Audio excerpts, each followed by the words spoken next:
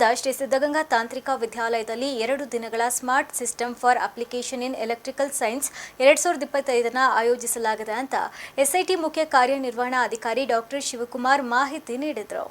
Birla auditorium ಸಭಾಂಗಣದಲ್ಲಿ ಸುದ್ದಿಗೋಷ್ಠಿ ನಡೆಸಿ ಮಾಹಿತಿ ನೀಡಿದ ಅವರು, ಪದವಿ ಪೂರ್ವ ವಿದ್ಯಾರ್ಥಿಗಳ ತಾಂತ್ರಿಕ ಕೌಶಲ್ಯಗಳನ್ನು ಪ್ರದರ್ಶಿಸಲು ತಾಂತ್ರಿಕ ವಿಚಾರ ಸಂಕಿರಣ technician 2025 association of electrical science ವತಿಯಿಂದ ಇದೇ ಮಾರ್ಚ್ 21 ಹಾಗೂ 22ರಂದು ಆಯೋಜಿಸಲಾಗಿದೆ ಎಂದು ತಿಳಿಸಿದರು. ಕಾರ್ಯಕ್ರಮವನ್ನು ಸಿದ್ಧಗಂಗಾ ಮಠದ ಶ್ರೀ ಶ್ರೀ ಸಿದ್ಧಲಿಂಗ ಮಹಾಸ್ವಾಮೀಜಿಗಳು ಉದ್ಘಾಟಿಸಲಿದ್ದು, ರಾಜ್ಯ, ಹೊರರಾಜ್ಯ ಹಾಗೂ ಹೊರದೇಶಗಳಿಂದ ನೂರಾರು ಸಂಶೋಧನಾ ಪ್ರಬಂಧಗಳು ಬಂದಿದ್ದು, ಅವುಗಳಲ್ಲಿ ಆಯ್ಕೆ ಲೇಖನಗಳನ್ನು ಪ್ರದರ್ಶಿಸಲು ಮುದ್ರಣ ಮಾಡಲು ಸಂಕಿರಣದಲ್ಲಿ ಅವಕಾಶ ಕಲ್ಪಿಸಲಾಗಿದೆ. ಕಾರ್ಯಕ್ರಮದಲ್ಲಿ ಇಸ್ರೋ ಸಂಸ್ಥೆಯ ಸಿಸ್ಟಮ್ ಎಂಜಿನಿಯರಿಂಗ್ ಗ್ರೂಪ್ ಡೈರೆಕ್ಟರ್ ಆದ ಡಾಕ್ಟರ್ ಮಧುಸೂದನ್ ಅವರು ಮುಖ್ಯ ಅತಿಥಿಗಳಾಗಿ ಭಾಗವಹಿಸಲಿದ್ದಾರೆ ಅಂತ ತಿಳಿಸಿದರು. ಒಟ್ಟು ನಮಗೆ ಈ ಸಮ್ಮೇಳನಕ್ಕೆ 1266 ಸಂಶೋಧನಾ ಲೇಖಗಳು ಬಂದಿದ್ದು, ಪರಿಣಿತರು ಇದನ್ನು ವಿಮರ್ಶೆ ಮಾಡಿ ಈ 2 ದಿನಗಳ ಸಮ್ಮೇಳನದಲ್ಲಿ 175 ಗುಣಮಟ್ಟದ ಲೇಖನಗಳನ್ನು ಆಯ್ಕೆ ಮಾಡಿದ್ದಾರೆ ಪ್ರಸ್ತುತಪಡಿಸೋಕ್ಕೆ. ಈ ಲೇಖನಗಳು IEEE ಎಕ್ಸ್ಪ್ಲೋರ್ನಲ್ಲಿ ಪಬ್ಲಿಷ್ ಮಾಡಲಾಗ್ತದೆ. ಪದವಿ ಪೂರ್ವ ವಿದ್ಯಾರ್ಥಿಗಳ ತಾಂತ್ರಿಕ ಕೌಶಲ್ಯ ಇದು ಸಮ್ಮೇಳನದ ಬಗ್ಗೆ.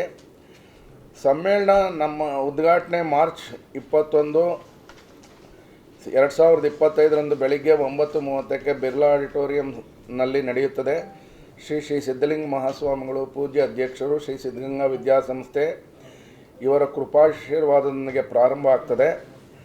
ಡಾಕ್ಟರ್ OD ನಾಯ್ಡು ಹಿರಿಯ ಪ್ರಧಾನ ವಿಜ್ಞಾನಿ, ಹಿಟಾಚಿ ಎನರ್ಜಿ ರಿಸರ್ಚ್, ಬ್ಯಾಂಗ್ಳೂರು ಇವರು ಸಮ್ಮೇಳನವನ್ನು ಉದ್ಘಾಟಿಸಿ ಉದ್ಘಾಟನಾ ಭಾಷಣ ಮಾಡ್ತಾರೆ. ಅವರು ಶಕ್ತಿ ಪರಿವರ್ತನೆಯಲ್ಲಿನ ಸವಾಲುಗಳು ಮತ್ತು ಅವಕಾಶಗಳು ಎಂಬ ವಿಷಯದ ಬಗ್ಗೆ ಮುಖ್ಯ ಭಾಷಣ ಮಾಡ್ತಾರೆ, keynote address. Doctor Madhusudan CS, group director system engineering, ISRO Bangalore ಇವರು ನಮ್ಮ SIT ಹಳೆ ವಿದ್ಯಾರ್ಥಿ. ಚಂದ್ರಯಾನ 3ಕ್ಕೆ ಇವ್ರದ್ದು ಕಾಣಿಕೆ ಇದೆ ಮಧುಸೂದನ್ದು. ಇವರು ನಮ್ಮಲ್ಲಿ ಹಾಬಿ ಪ್ರಾಜೆಕ್ಟ್ ಪ್ರದರ್ಶನ ಉದ್ಘಾಟಿಸಿ ಬಾಹ್ಯಾಕಾಶದ ಸವಾಲುಗಳು ಎಂಬ ಶೀರ್ಷಿಕೆಯ ತಾಂತ್ರಿಕ ಭಾಷಣವನ್ನು ಮಾಡಲಿದ್ದಾರೆ. ಇದಲ್ಲದೆ ನಾವು ಪ್ರತಿ ವರ್ಷ ನಮ್ಮ ಈ ಎಲೆಕ್ಟ್ರಿಕಲ್ ಸೈನ್ಸಸ್ ವಿಭಾಗದಿಂದ ಸ್ಟೂಡೆಂಟ್ಸ್ ಟೆಕ್ನಿಕಲ್ ಸಿಂಪೋಸಿಯಂ ಟೆಕ್ನೀಷಿಯಂ 2025 ಅನ್ನು ಆಯೋಜಿಸಿದ್ದಾರೆ. ಅದೂ ಒಂದು ದಿವಸ ನಡೆಯುತ್ತೆ. ಅದು 22ನೇ ತಾರೀಕು ನಡೆಯುತ್ತದೆ. ಈ ಸಮ್ಮೇಳನ 21 ಮತ್ತು 22 2 ದಿವಸನೂ ನಡೆಯುತ್ತೆ. ಈ ಸಮ್ಮೇಳನದಲ್ಲಿ ಶಿವಕುಮಾರಯ್ಯ ಗೌರವಾನ್ವಿತ ಅತಿಥಿಗಳಾಗಿ ಭಾಗವಹಿಸ್ತಾರೆ. ಶ್ರೀ TK ನಂಜುಂಡಪ್ಪ. ತುಮಕೂರಿನ ಫೀಲ್ಡ್ ಮಾರ್ಷಲ್ ಕಾರ್ಯಪ್ಪ ರಸ್ತೆಯಲ್ಲಿ ನೂತನವಾಗಿ ಪ್ರಾರಂಭವಾಗಿರುವ ಕಾಂಚೀಪುರಂ ವರಮಹಾಲಕ್ಷ್ಮಿ ಸಿಲ್ಕ್ಸ್ ಅಂಗಡಿ ಮಳಿಗೆಯನ್ನು ಶ್ರೀ ಸಿದ್ಧಗಂಗಾ ಮಠಾಧ್ಯಕ್ಷರಾದ ಸಿದ್ಧಲಿಂಗ ಸ್ವಾಮೀಜಿ ಉದ್ಘಾಟಿಸಿದರು.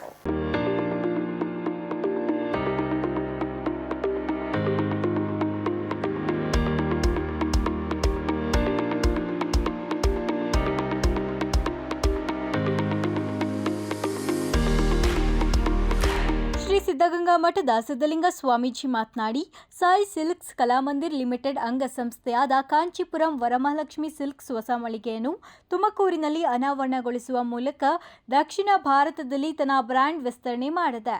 ಕಲ್ಪತರು ನಾಡು ತುಮಕೂರು ನಗರದ ಜನತೆ ಮಾರುಕಟ್ಟೆಯಲ್ಲಿ ಕಡಿಮೆ ಬೆಲೆಯಲ್ಲಿ ತನ್ನ ಪ್ರೀಮಿಯಂ ಗುಣಮಟ್ಟದ ರೇಷ್ಮೆ ಸೀರೆಗಳಿಗೆ ಹೆಸರುವಾಸಿಯಾಗಿರುವ ಕಾಂಚೀಪುರಂ ಉಡುಪುಗಳನ್ನು ತೊಟ್ಟು ಅದರ ಅಂದವನ್ನು ಸವಿಯಬಹುದು ಅಂತ ತಿಳಿಸಿದರು.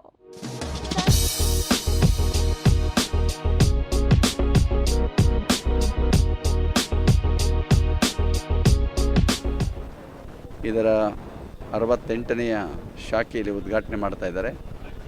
ತೆಲಂಗಾಣ, ಆಂಧ್ರ, ತಮಿಳುನಾಡು ಮತ್ತು ಕರ್ನಾಟಕದಾದ್ಯಂತ ಇವರು ತಮ್ಮದೇ ಆದಂತಹ ಒಂದು ಬ್ರ್ಯಾಂಡನ್ನು ಇಟ್ಕೊಂಡು ಎಲ್ಲ ವಿಧವಾದಂತಹ ಹೆಣ್ಣು ಮಕ್ಕಳಿಗೆ ಬೇಕಾದಂತಹ ಸೀರೆಗಳನ್ನು ಇವರು ಮಾರಾಟ ಮಾಡುವುದರ ಮುಖಾಂತರವಾಗಿ ಒಂದು ದೊಡ್ಡ ಉದ್ದಿಮೆಯಾಗಿ ಇವತ್ತು ಬೆಳೆದಿರುವಂಥವರು. ಇವರು ಉದ್ದಿಮೆ ಮಾಡುವ ಜೊತೆಗೆ ಅನೇಕ ಉದ್ಯೋಗವನ್ನು ಸೃಷ್ಟಿ ಮಾಡಿದ್ದಾರೆ ಅಂತ ಹೇಳಬೇಕಾಗಿರುವಂಥದ್ದು. ಇವತ್ತು ವ್ಯಾಪಾರ ಮಾಡೋದ್ರ ಜೊತೆಗೆ ಇವತ್ತು ಸಹಸ್ರಾರು ಜನಗಳಿಗೆ ಒಂದು ಉದ್ಯೋಗವನ್ನು ಕೊಡುವಂಥ ಕೆಲಸವನ್ನು ಮಾಡಿದ್ದಾರೆ. ತುಂಬ ಮೆಚ್ಚಿಕೊಳ್ಬೇಕಾಗಿರುವಂಥದ್ದು. ಚೇರ್ಮನ್ರವರು ಮತ್ತೆಲ್ಲ ಇದರ ಮ್ಯಾನೇಜರು ಮತ್ತು ಜನರಲ್ ಮ್ಯಾನೇಜರ್ ಅವರೆಲ್ಲ ಇಲ್ಲೆಲ್ಲ ಬಂದಿದ್ದಾರೆ. ಎಲ್ಲರೂ ಕೂಡ ಚೇರ್ಮನ್ರವ್ರ ಹೆಸರು ಪ್ರಸಾದಗಾರು. ಅವರಿಗೆ ತೆಲುಗು ಜಾಸ್ತಿ ಅವರಿಗೆ. ಅವರು ಕೂಡ ಎಲ್ಲ ಪ್ರಸಾದಗಾರರು ಮತ್ತು ಬೇರೆ ಅಧಿಕಾರಿಗಳು ಎಲ್ಲರೂ ಕೂಡ ಈ ಕಾರ್ಯಕ್ರಮದಲ್ಲಿ ಭಾಗವಹಿಸಿದ್ದಾರೆ. ನಮ್ಮ ತುಮಕೂರು ನಗರದಲ್ಲಿ ಇಂತಹ ಒಂದು ಬಹುದೊಡ್ಡ ಎಲ್ಲ ವಿಧವಾದ ಸೀರೆಗಳು ಸಿಗುವಂಥ ಒಂದು ಅಂಗಡಿ ಅಪರೂಪವಾಗಿ ಇವತ್ತು ಓಪನ್ ಆಗ್ತಾಯಿದೆ. ಸಾಯಿ ಸಿಲ್ಕ್ಸ್ ಕಲಾಮಂದಿರ್ ಲಿಮಿಟೆಡ್ನ ನಿರ್ದೇಶಕ ದುರ್ಗಾರಾವ್ ಚಲವಾದಿ ಮಾತನಾಡಿ, ಹೊಸ ಸ್ವರೂಪದ ಅಡಿಯಲ್ಲಿ ತನ್ನ ಶೋರೂಮ್ ತುಮಕೂರು ನಗರದಲ್ಲಿ ಪ್ರಾರಂಭಿಸಿದೆ. ಕಾಂಚೀಪುರಂ ರೇಷ್ಮೆ ಸೀರೆಗಳು, ಬನಾರಸಿ, ಪಟೋಲ, ಕೋಟಾ, ಪೈತಾನಿ ಹಾಗೂ ಹಲವು ವಿನ್ಯಾಸ ಒಳಗೊಂಡಿದೆ. 1,000ದಿಂದ 3 ಲಕ್ಷ ಬೆಲೆಯವರೆಗೂ ಸೀರೆ ಲಭ್ಯವಿದೆ. ಇವೆಲ್ಲವೂ ಒಂದೇ ಸೂರಿನಡಿ ಸಿಗುವುದು ಹೆಗ್ಗಳಿಕೆಯ ಸಂಗತಿಯಾಗಿದೆ ಅಂತ ತಿಳಿಸಿದರು. Good morning, everybody. My name is Mohan Chalavadi, and I'm one of the directors of Sai Silks Kalamandir. And we own and operate multiple brands, and Kanchipuram Varamahalakshmi Silks is one of our brands. And the specialty of this brand is you get a wide collection of sarees for all occasions, festivals, weddings, engagements, and for all occasions you can get a wide variety of sarees here. You can get Kanjivaram Pattu sarees, fancy sarees, handloom sarees, work sarees, so Banaras Pattu, Ikkat. So you can get again a larger collection of sarees at a very reasonable price, and the quality is excellent. And we are very happy to launch our 68th store today here in Tumkur, and we're very excited about it. And please visit, and please witness our collections, and please give us your blessings. Thank you very much. ನೂತನ ಮಳಿಗೆ ಉದ್ಘಾಟನಾ ಕಾರ್ಯಕ್ರಮದಲ್ಲಿ ಸಂಸ್ಥೆಯ ಮುಖ್ಯಸ್ಥರು, ಬಂಧುಗಳು, ಸ್ನೇಹಿತರು, ಗಣ್ಯರು, ಸಿಬ್ಬಂದಿ ವರ್ಗದವರು ಉಪಸ್ಥಿತರಿದ್ದರು. ಚೇತನ್, ಅಮೋಕ್ ಟಿವಿ, ತುಮಕೂರು. ಬಾಹ್ಯಾಕಾಶದಿಂದ ಮರಳಿ ಭೂಸ್ಪರ್ಶ ಮಾಡಿದ ಭಾರತ ಮಾತೆಯ ಹೆಮ್ಮೆಯ ಪುತ್ರಿ ಸುನಿತಾ ವಿಲಿಯಮ್ಸ್ ಸಾಹಸದ ಬಗ್ಗೆ ಟಿವಿ ಮುಖಾಂತರ ವೀಕ್ಷಿಸಲು ಕೊರಟಗೆರೆ ಚಾಣಕ್ಯ ಸ್ಕೂಲ್ನಲ್ಲಿ ಮಕ್ಕಳಿಗೆ ಅವಕಾಶ ಕಲ್ಪಿಸಿಕೊಡಲಾಗಿತ್ತು. ವಿಜ್ಞಾನದ ಸಂಶೋಧನೆಯಲ್ಲಿ ಏನೆಲ್ಲ ಸಾಧನೆಗಳು ಮಾಡಬಹುದು ಎನ್ನುವುದಕ್ಕೆ ಮಾದರಿಯಾದ ಬಾಹ್ಯಾಕಾಶದಿಂದ 286 ದಿನಗಳು ಹೆಲೋ ಸಂಶೋಧನೆಗಳನ್ನು ನಡೆಸಿ ಇಂದು ಭೂಸ್ಪರ್ಶ ತಿಳಿಸಿಕೊಟ್ಟ ಶಾಲಾ ಶಿಕ್ಷಕರು ಮಾಹಿತಿ ತಿಳಿಸಿಕೊಟ್ಟರು. 9 ತಿಂಗಳುಗಳಿಗೆ ಹೆಚ್ಚು ಕಾಲ ಅಂತರಿಕ್ಷವಾಗಿ ಬಾಹ್ಯಾಕಾಶದಲ್ಲಿ ಸಂಶೋಧನೆಗಳನ್ನು ನಡೆಸಿ ನಾಸಾ ಗಗನಯಾತ್ರಿಗಳಾದ ಬುಚ್ ವಿಲ್ಮೋರ್ ಹಾಗೂ ಸುನಿತಾ ವಿಲಿಯಮ್ಸ್ ಭೂಮಿಗೆ ಸುರಕ್ಷಿತವಾಗಿ ಇಳಿದು ಬಂದ ಕಾರಣ ಶಾಲಾ ಆಡಳಿತ ಮಂಡಳಿಯಿಂದ ಮಕ್ಕಳಿಗೆ ಸಿಹಿ ಹಂಚಿ ಸಂತೋಷ ವ್ಯಕ್ತಪಡಿಸಲಾಯಿತು. ಕೊರಟಗೆರೆ ತಾಲೂಕಿನ ವಕೀಲರ ಸಂಘದ ಚುನಾವಣೆ ನಡೆದಿದ್ದು, ಚುನಾವಣೆಯಲ್ಲಿ ನೂತನ ಅಧ್ಯಕ್ಷರಾಗಿ ಎಂಎಲ್ ಸಂತೋಷ್ ಆಯ್ಕೆಯಾಗಿದ್ದಾರೆ. ಉಪಾಧ್ಯಕ್ಷರಾಗಿ ಎಸ್ಎನ್ ಹನುಮಂತರಾಜು, ಪ್ರಧಾನ ಕಾರ್ಯದರ್ಶಿಯಾಗಿ ಎಂಎಚ್ ಮಂಜುನಾಥ್, ಜಂಟಿ ಕಾರ್ಯದರ್ಶಿಯಾಗಿ ಡಿ ಕೃಷ್ಣಪ್ಪ, ಖಜಾಂಚಿಯಾಗಿ ಕುಮಾರಿ ಅರುಂಧತಿ ವಕೀಲರ ಚುನಾವಣೆಯಲ್ಲಿ ಆಯ್ಕೆಯಾಗಿದ್ದಾರೆ ಎಂದು ಸಂಘದ ಮಾಜಿ ಅಧ್ಯಕ್ಷ ಬಿಎಲ್ ನಾಗರಾಜು ಹೇಳಿದ್ದಾರೆ. ನೂತನ ಅಧ್ಯಕ್ಷ ಎಂಎಲ್ ಸಂತೋಷ್ ಮಾತನಾಡಿ, ವಕೀಲರಿಗೂ ನಮಗೂ ಬಹಳಷ್ಟು ಸಮಸ್ಯೆಗಳಿವೆ. ಆ ಎಲ್ಲ ಸಮಸ್ಯೆಗಳಿಗೂ ಪರಿಹಾರ ಒದಗಿಸುವ ಕೆಲಸವನ್ನ ಮಾಡುತ್ತಾ ವಕೀಲರ ಕ್ಷೇಮಾಭಿವೃದ್ಧಿಗೆ ಶ್ರಮಿಸುವ ಕೆಲಸ ಮಾಡುತ್ತೇನೆ. ನನ್ನ ಮೇಲೆ ಭರವಸೆ ಇಟ್ಟು ಮತ ಹಾಕಿದ ಎಲ್ಲ ನನ್ನ ವೃತ್ತಿ ಬಾಂಧವರಿಗೆ ಧನ್ಯವಾದಗಳು ಅಂತ ಹೇಳಿದ್ರು. ಸೀನಿಯರ್ ಡಿವಿಷನ್ ಪೆಂಡಿಂಗ್ ಇದೆ, ಅದು ನಮ್ದು ರಿಟರ್ನರಿ ಕೊಟ್ಟಿದೆ. ಈಗ ಅದು ಸೀನಿಯರ್ ಡಿವಿಷನ್ಗೆ ನಾವು ಪರ್ಮನೆಂಟ್ ಕೋರ್ಟ್ ತರಬೇಕು ಅಂತ ಹೇಳಿ ನಮ್ಮ ಏನು ಉಪಾಧ್ಯಕ್ಷರು ಇದ್ದಾರೆ ಅವರೆಲ್ಲ ಸಹಕಾರದೊಂದಿಗೆ ನಾವು ಹೋರಾಡಿ ಏನು ನಮ್ಮ ಸಂಘದಲ್ಲಿ ಏನು ಸಮಸ್ಯೆ ಇದೆ ಅದನ್ನೆಲ್ಲ ನಾವೆಲ್ಲ ಬಗೆಹರಿಸ್ತೀವಿ ಅಂತ ಹೇಳ್ತಾ ಆಶ್ವಾಸನೆ ಕೊಡ್ತಾ ನಾನೇನು ಅವಿರೋಧವಾಗಿ ನನ್ನ ಆಯ್ಕೆ ಮಾಡಿದರೆ ಅವರಿಗೆಲ್ಲ ಇನ್ನು ಮತ್ತೊಮ್ಮೆ ಇನ್ನೊಂದು ಸತಿ ಹೃತ್ಪೂರ್ವಕವಾದ ಧನ್ಯವಾದ ಹೇಳ್ತಾ ನಾನು ಈ ಒಂದು 2 ಮಾತು ಮುಗಿಸ್ತಾ ಇದ್ದೀನಿ. 2025 ಮತ್ತು 26ನೇ ಸಾಲು ಹಾಗೂ ಮತ್ತು 26-27ನೇ ಸಾಲಿನ ಒಂದು ಏನು ಅವಧಿಗೆ ನಮ್ಮನ್ನು ಅವಿರೋಧವಾಗಿ ನಮ್ಮ ಏನು ಹಿರಿಯ ಮತ್ತು ಕಿರಿಯ ವಕೀಲರು ನಮ್ಮನ್ನು ಆಯ್ಕೆ ಮಾಡಿದ್ದಾರೆ. ಅವರಿಗೆ ತುಂಬುವುದಾದ ಧನ್ಯವಾದವನ್ನು ಹೇಳ್ತಾ ಏನು ಈ ದಿನ ನಮ್ಮ ವಕೀಲರ ಸಂಘದಲ್ಲಿ ಏನು ಕುಂದುಕೊರತೆ ಇದೆ ಅದು ನಮ್ಮ ಏನು ಎಲ್ಲ ನಮ್ಮ ಸ್ನೇಹಿತ ಮಿತ್ರರು ಎಲ್ಲ ಒಗ್ಗೂಡಿಸಿ ಮತ್ತು ಹಿರಿಯ ಮತ್ತು ಕಿರಿಯ ವಕೀಲರ ಸಲಹೆಯಂತೆ ಏನು ಇವಾಗ ಏನು ಪೆಂಡಿಂಗ್ ಇದೆ ನಮ್ಮದು ಅಸೋಸಿಯೇಷನ್ ಕಟ್ಟಬೇಕಾಯಿತು ಅದು ಅಮೌಂಟ್. ಈ ಸಂದರ್ಭದಲ್ಲಿ ವಕೀಲರಾದ ಎಂ ಕೃಷ್ಣಮೂರ್ತಿ, ಪುಟ್ಟರಾಜಯ್ಯ, ಅನಿಲ್ ಕುಮಾರ್, ಶಿವಕುಮಾರ್, ಸುನಿಲ್ ಇತರರು ವಕೀಲರು ಹಾಜರಿದ್ದರು. ಹರೀಶ್ ಬಾಬು, ಅಮೋಕ್ ಟಿವಿ, ಕೊರಟಗೆರೆ. ಕೋಲಾರ ಜಿಲ್ಲೆಯ ಶ್ರೀನಿವಾಸಪುರದ ಸೋಮಯಾಜಲಹಳ್ಳಿ ಗ್ರಾಮದಲ್ಲಿ ಬಿಗುವಿನ ವಾತಾವರಣ ನಿರ್ಮಾಣವಾಗಿದ್ದು, ಕೊಲೆ ಸುದ್ದಿ ಮಾಸುವ ಮುನ್ನವೇ ಕೊಲೆ ಆರೋಪಿಯ ಮನೆಗೆ ಸಂತ್ರಸ್ತ ಕುಟುಂಬಸ್ಥರು ಬೆಂಕಿ ಹಚ್ಚಿ ಇನ್ನಷ್ಟು ಅವಾಂತರ ಸೃಷ್ಟಿಸಿದ್ದಾರೆ. ರಸ್ತೆಯಲ್ಲಿ ಭರ್ಭರವಾಗಿ ಹತ್ಯೆಯಾಗಿ ಬಿದ್ದಿರುವ ವ್ಯಕ್ತಿ ಶವದ ಬಳಿಯೇ ರಸ್ತೆಯಲ್ಲಿ ಟೈರ್ಗಳಿಗೆ ಬೆಂಕಿ ಹಾಕಿ ರಸ್ತೆ ತಡೆದು ಆಕ್ರೋಶ ಹೊರಹಾಕ್ತಾ ಇರುವ ಪ್ರತಿಭಟನಾಕಾರರ ಮನವೊಲಿಸಲು ಹರಸಾಹಸ ಪಡುತ್ತಿರುವ ಪೊಲೀಸರು. ಮತ್ತೊಂದೆಡೆ ಸುಟ್ಟು ಕರಕಲಾಗಿರುವ ಕೊಲೆ ಆರೋಪಿಯ ಮನೆ. ಈ ಎಲ್ಲ ದೃಶ್ಯಗಳು ಕಂಡುಬಂದಿದ್ದು ಕೋಲಾರ ಜಿಲ್ಲೆ ಶ್ರೀನಿವಾಸಪುರ ತಾಲೂಕಿನ ಸೋಮಯಾಜಲಹಳ್ಳಿ ಗ್ರಾಮದಲ್ಲಿ. ಹೌದು, ಗುಂತುವಾರಿಪಲ್ಲಿ ಗ್ರಾಮದ 38 ವರ್ಷದ ಮಂಜುನಾಥ್ ಚಾಕು ಇರತಕ್ಕೆ ಸಿಲುಕಿ ಕೊಲೆಯಾಗತೋ ಕೊಳಗುರ್ಕಿ ಗ್ರಾಮದ ಆರೋಪಿ ಶ್ರೀಮೂರ್ತಿ ಪರಾರಿಯಾಗುತ್ತಾನೆ. ಇನ್ನು ಈ ಕೊಲೆಗೆ ಕಾರಣವೇನು ಅನ್ನೋದನ್ನ ನೋಡೋದಾದ್ರೆ, ಆಂಧ್ರದ ವ್ಯಕ್ತಿಯೊಬ್ಬರಿಗೆ ಶ್ರೀಮೂರ್ತಿ ತಮ್ಮ ನೀಲಗಿರಿ ತೋಪಿನಲ್ಲಿದ್ದ ಮರಗಳನ್ನು ಕಡಿದು ಮಾರಾಟ ಮಾಡಿದ್ರು. ಈ ವ್ಯಾಪಾರದ ಮಧ್ಯಸ್ಥಿಕೆಯನ್ನ ಮಂಜುನಾಥ್ ವಹಿಸಿಕೊಂಡಿದ್ರು. ಮಾರಾಟದ ನಂತರ ಪೂರ್ತಿ ಹಣ ನೀಡಿ ಇನ್ನುಳಿದ 3,000 ಹಣ ನೀಡಿರಲಿಲ್ವಂತೆ. ಇದೇ ವಿಚಾರಕ್ಕೆ ನಿನ್ನೆ ಮಧ್ಯಾಹ್ನದಿಂದ ಮಂಜುನಾಥ್ ಹಾಗೂ ಶ್ರೀಮೂರ್ತಿ ಮಧ್ಯೆ ಹಲವು ಬಾರಿ ವಾದ ವಿವಾದ ನಡೆದಿದೆ. ಇದರಿಂದ ಕೋಪಗೊಂಡ ಶ್ರೀಮೂರ್ತಿ ಮಂಜುನಾಥ್ಗೆ ಫೋನ್ ಕರೆ ಮಾಡಿ ಬಸ್ ನಿಲ್ದಾಣದ ಬಳಿ ಬರಲು ಹೇಳಿದ್ದಾನೆ. ಮಂಜುನಾಥ್ ತನ್ನ ಸ್ನೇಹಿತರೊಟ್ಟಿಗೆ ಬಸ್ ನಿಲ್ದಾಣಕ್ಕೆ ಬಂದಿದ್ದ. ಈ ವೇಳೆ ಬೈಕ್ನಲ್ಲಿ ತನ್ನ ಸೋದರ ಶಿವಶಂಕರ್ ಜೊತೆಗೆ ಬಂದ ಶ್ರೀಮೂರ್ತಿ ಏಕಾಏಕಿ ಚಾಕು ತೆಗೆದು ಎರೆದು ಆಂಧ್ರ ಕಡೆಗೆ ಪರಾರಿಯಾಗಿದ್ದಾನೆ. ಅಲ್ಲಿದ್ದವರು ಏನಾಗ್ತದೆ ಅಂತ ನೋಡುವಷ್ಟರಲ್ಲಿ ಮಂಜುನಾಥ್ ಶವವಾಗಿ ಹೋಗಿದ್ದ.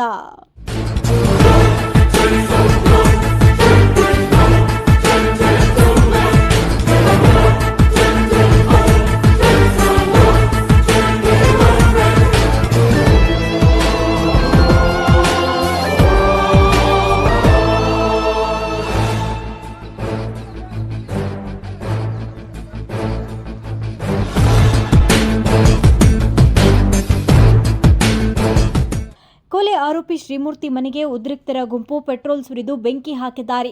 ಬೆಂಕಿ ನಂದಿಸಲು ಹೋದ ಅಗ್ನಿಶಾಮಕ ದಳದ ವಾಹನವನ್ನು ತಡೆದು ನಿಲ್ಲಿಸಿ ಅಡಚಣೆ ಮಾಡಿದ್ದಾರೆ.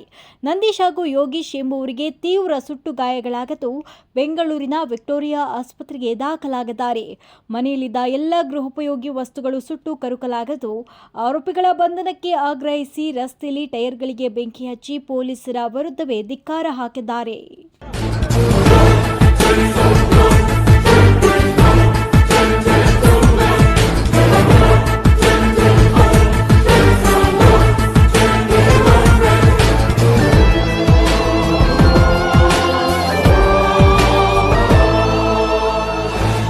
ಅವ್ರು ಫೋನ್ ಮಾಡಿದ್ರಂತೆ ಸರ್. ಅವರು ಇಲ್ಲೇ ಇದ್ರು 3 ಗಂಟೆಯಲ್ಲೇ ಮತ್ತೆ ಹೋಗಿದ್ದಾರೆ ಸೋಮಾಜ್ನಳ್ಳಿಗೆ. ಏನೋ ಮರದ ವ್ಯವಹಾರ ಇದ್ದಿದ್ದು. ಮತ್ತು ಇವ್ರು ಕರ್ಸ್ಕೊಂಡು ಮಧ್ಯದ ಮನುಷ್ಯ ಹುಡುಗ ಮಂಜುನಾಥ್ ಅವರು ಮತ್ತೆ ಅಲ್ಲಿ ಮಾತನಾಡ್ತಾ ಇದ್ದಾರೆ ಫೋನಲ್ಲೇ. ಇವರು ಅಲ್ಲಿ ಚಪ್ಪಲಿ ಅಂಗಡಿ ಎಲ್ಲ ಅಲ್ಲೇ ಐತೆ ಪಂಚಾಯತಿ ಪಕ್ಕದಲ್ಲೇ ಮಾತಾಡ್ತಾ ಇದ್ರೆ ಇವರಿಬ್ಬರು ಗಾಡಿಯಲ್ಲಿ ಹೋಗಿ ಅಲ್ಲೇ ಚಾಕಲ್ಲಿ ಮಾಡಿಬಿಟ್ಟು ಪರಾರಿ ಆಗಿಬಿಟ್ಟಿದ್ದಾರೆ. ಶ್ರೀಮೂರ್ತಿ ಕೂಳ್ಗುರ್ಕಿ ಪರಿಚಯ ಮೊದಲಿನ ಪಕ್ಕದೂರಲ್ವ ಸರ್ ಇರ್ಬೋದು ಪರಿಚಯ. ಕೂಲಿ ಕೆಲಸ ಕೆಲಸ ಏನ್ಕೂಲ್ ಮರದ ಕಡಿಯಕ್ಕೆ ಮತ್ತೆ ಟಮಾಟೊ ಕೆಲಸಕ್ಕೆ ಕೊತ್ತಂಬರಿ ಕೆಲಸಕ್ಕೆ ಎಲ್ಲ ಇಲ್ಲ ಸರ್. ಇಲ್ಲ ಸರ್. ಅವ್ರ ಮಗಳು ಹೆಂಡ್ತಿ 4 ಜನ. ಕೋಲಾರದ ಎಸ್ಎನ್ಆರ್ ಜಿಲ್ಲಾಸ್ಪತ್ರೆಯಲ್ಲಿ ಮರಣೋತ್ತರ ಪರೀಕ್ಷೆ ನಡೆಸಿ ಮೃತದೇಹವನ್ನು ಕುಟುಂಬಸ್ಥರಿಗೆ ಪೊಲೀಸರು ಹಸ್ತಾಂತರ ಮಾಡಿದರು. ಸ್ವಗ್ರಾಮ ಗುಂತುವಾರಿಪಲ್ಲಿ ಗ್ರಾಮಕ್ಕೆ ಮಂಜುನಾಥ್ ಮೃತದೇಹ ಆಗಮಿಸುತ್ತಿದ್ದಂತೆ ಪತ್ನಿ, ಮಕ್ಕಳು, ಕುಟುಂಬಸ್ಥರ ಆಕ್ರಂದನ ಮುಗಿಲು ಮುಟ್ಟಿತ್ತು. ಇದೇ ವೇಳೆ ಮಾತನಾಡಿದ ಕುಟುಂಬಸ್ಥರು ಕೊಲೆಗೈದ ಆರೋಪಿಗಳ ಬಂಧನಕ್ಕೆ ಒತ್ತಾಯಿಸಿದ್ದಾರೆ. ಈ ಕುರಿತು ಮಾತನಾಡಿದ ಕೋಲಾರ ಎಸ್ಪಿ ನಿಖಿಲ್, ಆರೋಪಿಗಳ ಬಂಧನಕ್ಕೆ 3 ವಿಶೇಷ ತಂಡ ರಚನೆ ಮಾಡಿರುವುದಾಗಿ ತಿಳಿಸಿದ್ದಾರೆ. ಸುಮಾರು ರಾತ್ರಿ 8:30 ಹೊತ್ತಿಗೆ ಒಂದು ಮರ್ಡರ್ ಆಗಿದೆ. ಈ ಮರ್ಡರಲ್ಲಿ ಡಿಸೀಸ್ಡ್ ಬಂದ್ಬಿಟ್ಟು ಮಂಜುನಾಥ್ ಅಂತ. ಅವನಿಗೆ ಮರ್ಡರ್ ಮಾಡಿರೋರು ಬಂದ್ಬಿಟ್ಟು ಇಬ್ಬರು, ಒಬ್ಬ ಶ್ರೀಮೂರ್ತಿ ಅಂತ ಮತ್ತು ಅವನ ಅಣ್ಣನಾದ ಶಂಕರ್ ಅಂತ. ಇವರಿಬ್ಬರು ಬಂದ್ಬಿಟ್ಟು ಅಲ್ಲಿ ಕೂರ್ಗೆಪಲ್ಲಿ ಅವರು. ಈ ನಮ್ಮ ಡಿಸೀಸ್ಡ್ ಅವರು ಬಂದ್ಬಿಟ್ಟು ಗುಂತವಾರಪಲ್ಲಿ ಅವರಿದ್ದಾರೆ. ಇದಕ್ಕೆ ಮುಖ್ಯ ರೀಸನ್ ಬಂದ್ಬಿಟ್ಟು ಒಂದು ಹಣಕಾಸಿನ ವ್ಯವಹಾರ ಅಂತ ನಮಗೆ ಇನಿಷಿಯಲಿ ನಮಗೆ ತಿಳಿದು ಬಂದಿದೆ. ಒಂದು 3,000 ತೊಗೊಳೋ ವಿಚಾರದಲ್ಲಿ ಒಂದು ಮೀಡಿಯೇಷನ್ ಆಗಬೇಕಾದ್ರೆ ಈ ಒಂದು ಕೃತ್ಯ ನಡೆದಿದೆ ಅಂತ ನಮ್ಮ ಗಮನಕ್ಕೆ ಬಂದಿದೆ. ಇದೇ ನಿಟ್ಟಿನಲ್ಲೇ ಯಾವಾಗ ಒಂದು ಬಾಡಿನ ಅವರು ಮರ್ಡರ್ ಆಗಿತ್ತು, ಅದೇ ಸಮಯದಲ್ಲಿ ಅವ್ರ ಮನೆಗೆ ಹೋಗಿ ಒಂದು ಬೆಂಕಿಯನ್ನು ಕೂಡ ಅವರು ಹಚ್ಚಿದ್ದಾರೆ. ಅದರಲ್ಲಿ ಯಾರ್ದು ಏನು ನಷ್ಟಗಳು ಆಗಿಲ್ಲ, ಪ್ರಾಣ ನಷ್ಟ ಆಗಿಲ್ಲ.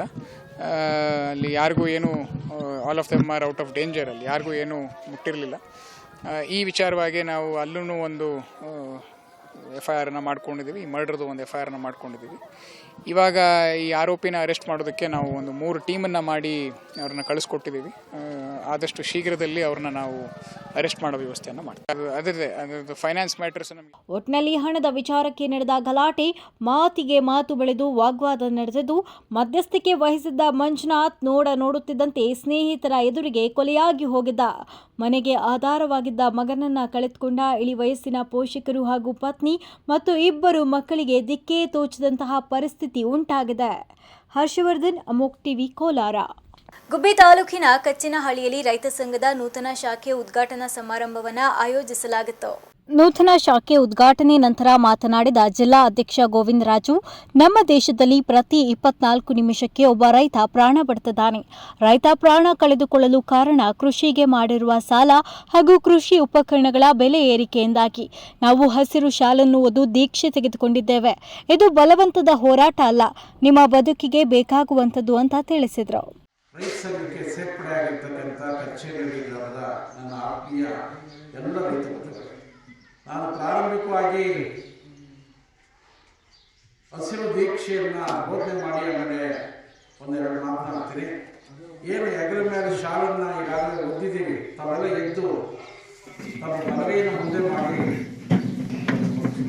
ಹೋರಾಟಕ್ಕೆ ರೈತ ಗುಲಾಮರಲ್ಲ, ಈ ದೇಶದ ಮಾಲೀಕ. ರೈತ ಗುಲಾಮರಲ್ಲ, ಈ ದೇಶದ ಮಾಲೀಕ. ರೈತ ಸಾಲಗಾರರಲ್ಲ, ಸರ್ಕಾರವೇ ಬಾಕಿದಾರ. ಹಸಿರೇ ಉಸಿರು, ಹಸಿರೇ ಉಸಿರು. ಕಚ್ಚೇನಹಳ್ಳಿ ಗ್ರಾಮ ಘಟಕಕ್ಕೆ ಕರ್ನಾಟಕ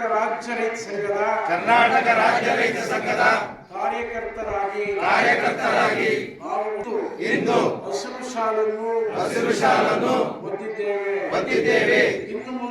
ಇನ್ನು ಮುಂದೆ ನಡೆಯುವ ಕೃಷಿಗೆ ಸಂಬಂಧಪಟ್ಟ ಎಲ್ಲ ಹೋರಾಟಗಳಲ್ಲಿ ಸಕ್ರಿಯವಾಗಿ ಯಾವುದೇ ಆಸೆ ಅಂಶಗಳಿಗೆ ಬಲಿಯಾಗದೆ ನನ್ನ ಬದುಕಿನ ಕೊನೆಯ ಉಸಿರು ಇರುವವರೆಗೂ ಕೃಷಿ ರಕ್ಷಣೆಯ ಹೋರಾಟದಲ್ಲಿ ಭಾಗವಹಿಸುತ್ತೇವೆಂದು. ತಾಲೂಕು ಅಧ್ಯಕ್ಷ ವೆಂಕಟೇಗೌಡ ಮಾತನಾಡಿ, ನಾವು ಹಸಿರು ಶಾಲು ಹೊದ್ದಿರುವುದು ಅಧಿಕಾರಿಗಳನ್ನು ಬೆದರಿಸಲು ಅಲ್ಲ. ರೈತ ಸಂಘ ತನ್ನದೇ ಆದ ಜವಾಬ್ದಾರಿ ಹೊಂದಿದೆ. 50 ಜನ ಹಸಿರು ಶಾಲು ಹಾಕಿದ್ರೆ ಅದರಲ್ಲಿ 10 ಜನ ಉಳಿದುಕೊಳ್ತಾರೆ. ಆ 10 ಜನ ಒಂದು ಊರು ಬೆಳೆಸಲು ರೈತ ಸಂಘವನ್ನು ಬೆಳೆಸಬೇಕು ಅಂತ ತಿಳಿಸಿದರು.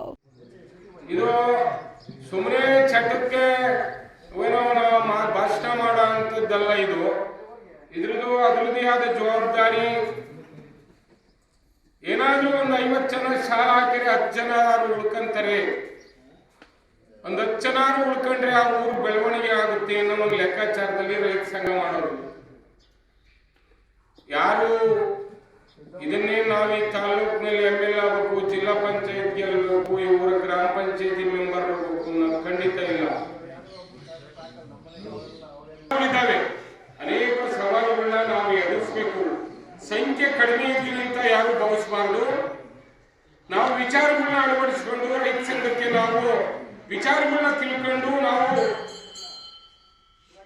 ರೈತ ಸಂಘದ ಜೊತೆ ಬೆಳಿಬೇಕು. ಕಾರ್ಯದರ್ಶಿ ಲೋಕೇಶ್, ರೈತ ಸಂಘದ ಪದಾಧಿಕಾರಿಗಳಾದ ಗುರು ಚೆನ್ನಬಸವಯ್ಯ ಮತ್ತಿತರ ರೈತ ಸಂಘದ ಪದಾಧಿಕಾರಿಗಳು ಹಾಗೂ ಗ್ರಾಮಸ್ಥರು ಹಾಜರಿದ್ದರು.